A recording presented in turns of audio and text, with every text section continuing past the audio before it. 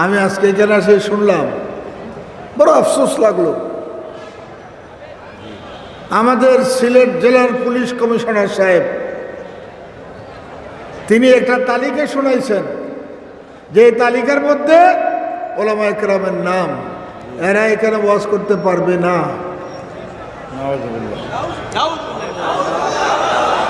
তারা কি মন্দিরের ফজিলত বয়ান করে? গান বাদ্য করার জন্য আসে? তাইলে কি কারণে বন্ধ করবেন? আপনারা বন্ধ করতে চাইতেছেন, ভুল করতেছেন, মারাত্মক ভুল করতেছেন। যাদের বয়ান বন্ধ করার জন্য চেষ্টা করেন, বয়ান তো বন্ধ হবে না, একদিক দিয়ে বাধা দিলে আরেক দিক দিয়ে ভাঙ্গা ছুটবে। নদীর পানি, নদীর স্রোতকে বান দিয়ে আটকানো যায়? যাবে না, এরকম যাবে না। বড় মুশকিল, বড় মুশকিল। যারা এই দেশের রাষ্ট্রের, সরকারের, সংবিধানের আইন কানুন পরিপূর্ণভাবে মানে 100%, তাদের বলা হয় জঙ্গি, তাদের বলা হয় দুষ্কৃতিকারী, দুর্নীতিবাজ। আফসোস, এমন কোন আলেম দেখাইতে পারবেন যে দুর্নীতি করে, বিদেশে টাকা পাচার করে? কারা করে? কিছুক্ষণ আগে আমি আমাদের এই দেশের বাংলাদেশের স্থপতি বঙ্গবন্ধু শেখ মুজিবুর রহমানের একটা ভাষণ শুনছি এখানে আসিয়া। এই ভাষণের মধ্যে বলতেছে, আমাদের দেশের শ্রমিক চোর না, মজদুর চোর না, চাষিরা চোর না, কিছু মুনাফাখোর, কিছু দুর্নীতিবাজ গরিবদের হককে শোষণ করে তাদের পেট মোটা করতেছে। গরিবরা দুর্নীতি করে না, চাষিরা করে না, মজদুররা করে না, ওলামায়ে কেরাম করে না।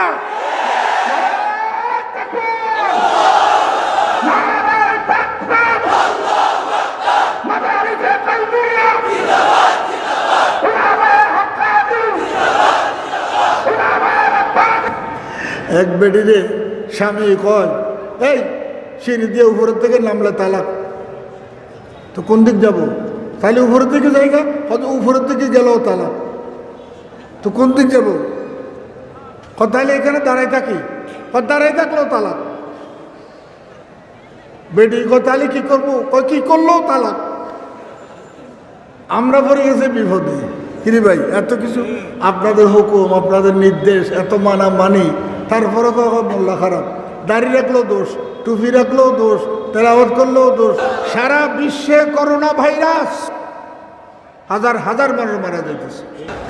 যেদিন থেকে কওমি মাদ্রাসা খুলে দেওয়া হয়েছে, হাফেজিয়া মাদ্রাসার ছেলেরা সেহরির সময় উঠিয়া আল্লাহর কোরআন তেলাওয়াত করে, তাহাজ্জুদের নামাজ পড়ে, 24 ঘন্টা কোরআন তেলাওয়াত করে।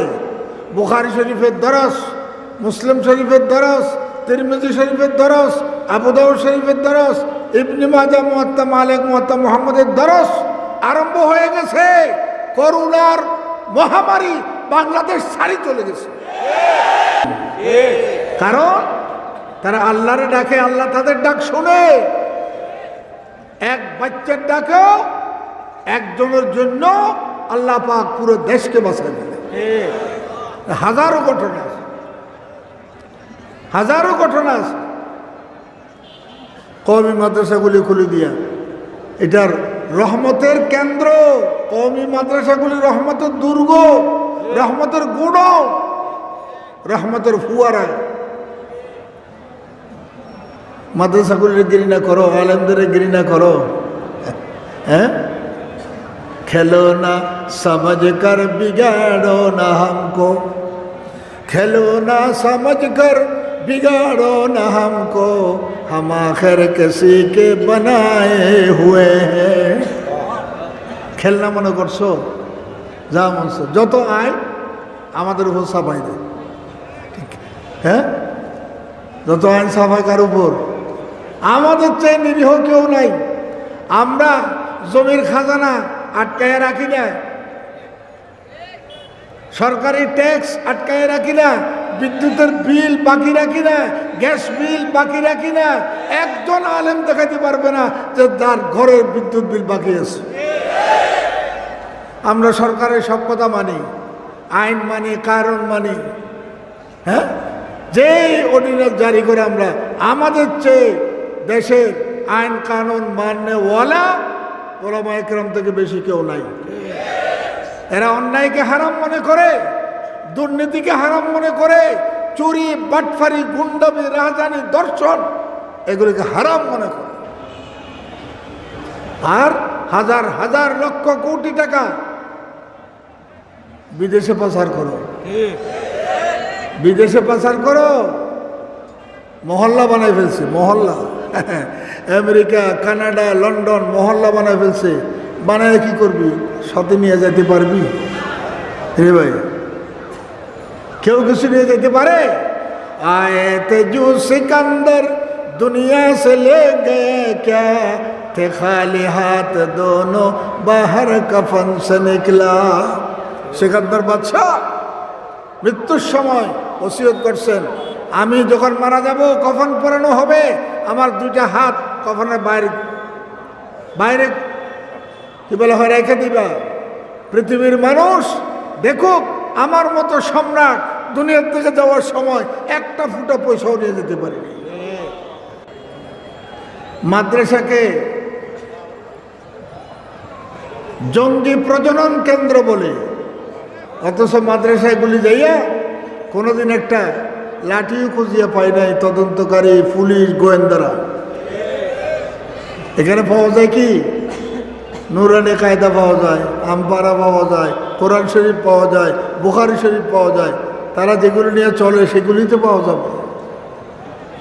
হ্যাঁ, তুমি যদি মাদ্রাসা যাইয়া যদি পিস্তল তালাশ করো, এর চাইতে বোকামি বিশ্ব রোডের মধ্যে রুই মাছ তালাশ করার মতো, ঠিক কিনা? একবারে কয় জাল মারলেই মাছ পাওয়া যায়। হ্যাঁ, জাল মারলেই, তো জাল মারবো কইটা জানে না। জাল তো মারতে হবে পুকুরে, নাইলে নদীতে। বিশ্ব রোডের মধ্যে জাল মারে, টানে, ফুটি মাছও আসে না। কিরে সারা রাত জাল মারলাম, মাছ তো পাইলাম না। কোথায় মারছস? বিশ্ব রোডে, যেখানে সেখানে না। আপনি অস্ত্র তালাশ করেন কওমি মাদ্রাসাগুলির মধ্যে যাইয়া, সেখানে অস্ত্র পাওয়া যায় না, সেখানে কোরআন পাওয়া যায়, আল্লাহর জিকির পাওয়া যায়। কোথায় কি তালাশ করো? तरसम नरसी बका पाए आराबी की राह के तुमी रबी बतुर्कुस्तानास। তুমি যদি মক্কা যেতে চাও, মক্কার রাস্তা অবলম্বন করতে হবে। তুর্কিস্তানের রাস্তা ধরিয়া মক্কা পৌঁছা যায় না। কত কিছু বর্তমান চলতেছে, বলতে গেলে তো অনেক কথা। এই তফসির মাহফিল, এটার দ্বারা আপনাদের লাভ হইতেছে না ক্ষতি হইতেছে? ঈমান বাড়তেছে না কমতেছে? আমল সুন্দর হইতেছে না খারাপ হইতেছে? আমরা ভালো কাজ করিও বদনাম। ভালো কাজ করলি কেন? ভালো কাজ করবি কেন? হ্যাঁ, सूरज में लगी दापा कुदरत का करिश्मा है बुत हमको कहे काफिर अल्लाह की मर्जी है। হ্যাঁ, আরবি পড়তে পারবো না, নামাজ বাংলায় পড়ো, এরকম এক দল বাড়িছে। খারাপ হইতে হিজবুত তৌহিদ নাকি একটা কইছে না, নাম শুনি, নাম কি সুন্দর। আসলে কালা নাম রাখছে লাল মিয়া। হিজবুত তৌহিদ না, হিজবুত শয়তান। কে হিজবুত তৌহিদ নাম রাখছে লাল মিয়া, ছেলে কালা। ফিরে নাম রাখছে ছেলেটা কালা, নামও যদি কালা মিয়া রাখি তো দেখতে কি অবস্থা, এই জন্য লাল মিয়া রাখছে। চতুর্দিক থেকে ষড়যন্ত্র ইসলামের উপরে। চতুর্দিক থেকে ষড়যন্ত্র ইসলামের উপরে।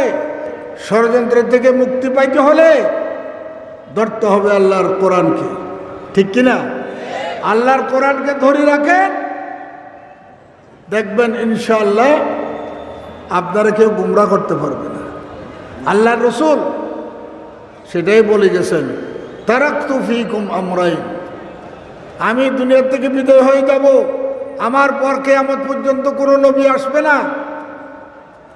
আমার উম্মতের উলামা ইকরামের উপর দায়িত্ব, উম্মতের উপর দায়িত্ব দ্বীনের হেফাজত করা, কোরআনের হেফাজত করা, তারাই করতে হবে, উম্মতের উপর দায়িত্ব। এখন তো মাশাআল্লাহ আজকে প্রস্তাব শুনে আমার খুশি লাগছে। প্রস্তাব কি? কাদিয়ানীদেরকে রাষ্ট্রীয়ভাবে অমুসলমান ঘোষণা করতে হবে।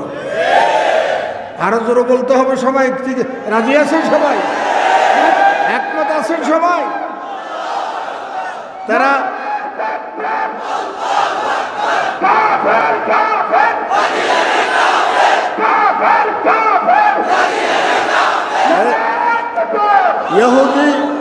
ইহুদি খ্রিস্টানদের এজেন্ট গোলাম আহমদ কাদিয়ানী, সে মেট্রিক 3 বার ফেল করছে, এটা জানেননি আপনারা? পরে শিয়ালকোটে মুখতারি চাকরি নিছে, বাদ জোটে না। ইংরেজরা তারা বুদ্ধি দিছে নবুয়তের দাবি কর। এক বাক্যে বলতে পারবো না, আস্তে আস্তে।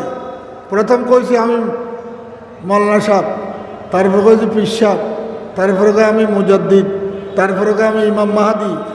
তারপরে যখন কিছু লম্পট জুটছে লগে, কয় আমি স্বতন্ত্র একজন নবী। ইয়া আল্লাহ, তার দাবি আমি একটা বই লিখছে, আনি নাই। কাদিয়ানের বহুরূপী ভণ্ড নবী, 72টা দাবি এই কিতাবের মধ্যে আছে। তার এবারত সহ লেখা আমি চ্যালেঞ্জ করছি। পঞ্চগড়ে আল্লামা আহমদ শফি সাহেব রহমতুল্লাহ, আমাদের শেখ, আমাদের মুরব্বী হুজুরও ছিলেন, যে কাদিয়ানের ওখানে আহমদনগর নামক গ্রাম খুলছে। বলছে তোমাদের সমস্ত পণ্ডিত শিক্ষিতগুলি লয়ে মঞ্চে আসো, আমি একজনের লোকে বহস করো, আমরা যে পরাজয় করতে পারো তাহলে সারা বাংলাদেশ মানুষ মানল। পারে নাই, আসে নাই, ভয় পায়। এই দাবি করছে কি আমি সৃষ্টিকর্তা, আমি আদম, আমি হাওয়া, আমি মরিয়ম, আমি ঈসা। উম্মতরা কয় হুজুর এইটা কোন ধরনের দাবি করলেন? হয় কি, আপনি আদম, আপনি হাওয়া। আদম বেড়া, হাওয়া বেডি, মরিয়ম বেডি, ঈসা আলাইহিস সালাম বেড়া। এইটা কি? আরেক উম্মতের মধ্যে একটু তাদের বাসায় বেয়াদব আর কি। হুজুর বেয়াদবি মাফ করবেন, আমরা জানি মেয়ে হলে মাসের শুরুতে কিছু কিছু রক্ত যায়, যাকে হাইজ বলা হয়, হাইজের খুন। আপনার কি অবস্থা? আমি ওই পর্যায়ে যখন পৌঁছি আমারও অল্প অল্প খুন যায়। এটা হলো হাইজওয়ালা নবী। এই হাইজওয়ালা নবী দাবি করতে করতে কোনোটা বাদ দেয় নাই। সে বার্লাস মোগল দাবি করছে, হিন্দুদের কৃষ্ণও দাবি করছে, 72টা দাবি। আর শেষে সবচাইতে বেশি আঘাত দিছে ইমানদারের, মুসলমানের। সে বলছে যে আমি মুহাম্মদুর রাসূলুল্লাহ থেকেও বড় নবী। কারণ মুহাম্মদুর রাসূলুল্লাহর মুজিজা, মুহাম্মদুর রাসূলুল্লাহর মুজিজা হলো 300, আমার মুজিজা হলো 10,000। পাঞ্জাবেরও ভালো বলছে, তার দেশের লোকেরা কয় আমাদের নবীর মুজিজা পায়খানা পরিয়ে মরা, পায়খানার ভিতরে। গোলাম আহমদ আগার হোতা নবী পায়খানা মে গির কে না মরতা কবি। গোলাম আহমদ যদি নবী হইতো পায়খানার ভিতরে পরিয়ে মরতো না, এ পায়খানার ভিতরে এখন পৃথিবীর 40টা রাষ্ট্রে রাষ্ট্রীয়ভাবে কাদিয়ানীদেরকে অমুসলিম সংখ্যালঘু ঘোষণা করছে। আমরা আজকে 30 বছর যাবৎ আমার এই দায়িত্ব, আমি ঘুরে ফিরে করে সংসদে যাইয়া প্রধানমন্ত্রীর কাছে প্রাইমারি মন্ত্রী ধর্মমন্ত্রীর কাছে স্বরাষ্ট্রমন্ত্রী পররাষ্ট্রমন্ত্রী সবার কাছে ধর্ণা দিতে দিতে আজ পর্যন্ত কাদিয়ানীদেরকে রাষ্ট্রীয়ভাবে মুসলিম ঘোষণা করতে পারে নাই সরকার। তাফসীরুল কোরআন মাহফিল থেকে বলিষ্ঠ কণ্ঠে সরকারকে শুনে প্রশাসনের লোকজন, আপনারা এনএসআই ডিজিএফআই যারা যারা আছেন এই নোট লেখেন, আলিয়া মাদ্রাসার মাঠে তাফসীরুল কোরআন মাহফিলের সমস্ত লোকেরা দলমত নির্বিশেষে সবার দাবি কাদিয়ানীদেরকে রাষ্ট্রীয়ভাবে অমুসলমান ঘোষণা করতে হবে।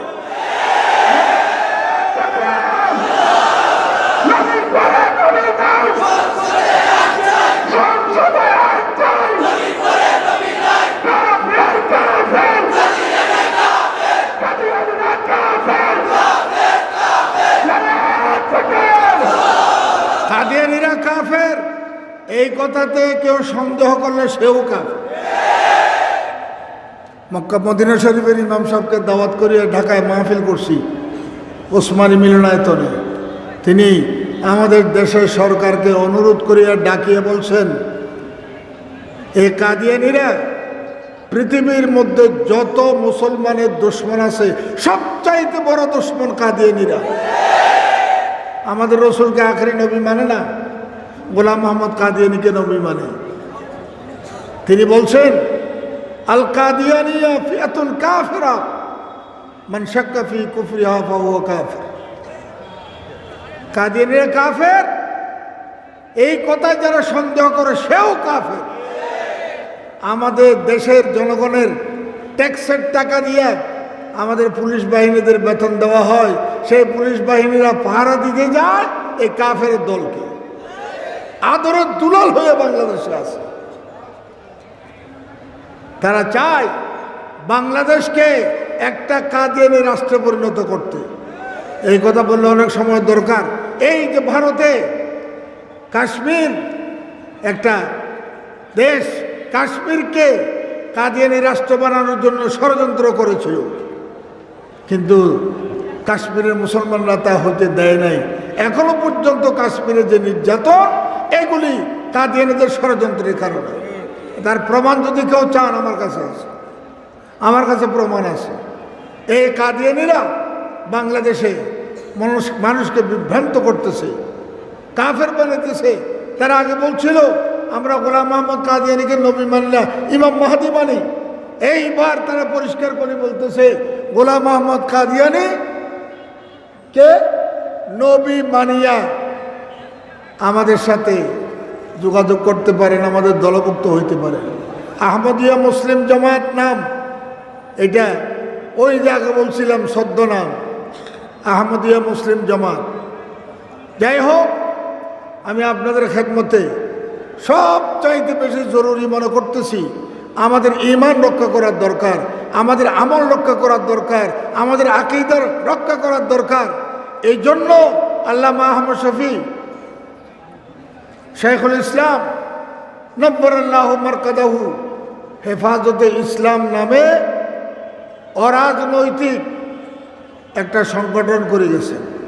এই সংগঠনের উদ্দেশ্য লক্ষ্য একমাত্র ইসলাম বিরোধী শক্তির মোকাবেলা করা, বাতিলের মোকাবেলা করা, মুশরিকের মোকাবেলা করা, কুফরের মোকাবেলা করা। কিন্তু এইটা নিয়ে ভুল বুঝাবুঝি হয়, মনে করা হয় এটা বোধহয় রাজনৈতিক দলের মতো একটা দল। আমাদের পক্ষ থেকে পরিষ্কার ঘোষণা, আমরা হেফাজত ইসলাম কাউকে রাষ্ট্রের মঞ্চে বসাইতেও চাই না, নামাইতেও চাই না। এটা আমাদের কাজ না, নির্বাচন আমাদের কাজ না, ভোট আমাদের কাজ না, এমপি হওয়া আমাদের কাজ না, রাজনৈতিক দলগুলির কাজ। হেফাজত ইসলামের উদ্দেশ্য হলো ইসলামকে হেফাজত করা। যেদিক থেকে বাতিল মাথা ছাড়া দিয়ে উঠবে সেটা কসলাই দিতে হবে, পিছিয়ে দিতে হবে, ইসলামের বিরুদ্ধে করতে দেওয়া যাবে না। এর মাধ্যমে আমাদের জীবন যাক আর থাক আল্লাহর জন্য, আল্লাহর নবীর জন্য, কোরআনের হেফাজতের জন্য আমাদের জীবন এখন থেকে মরণ পর্যন্ত উৎসর্গ করে দিয়েছে।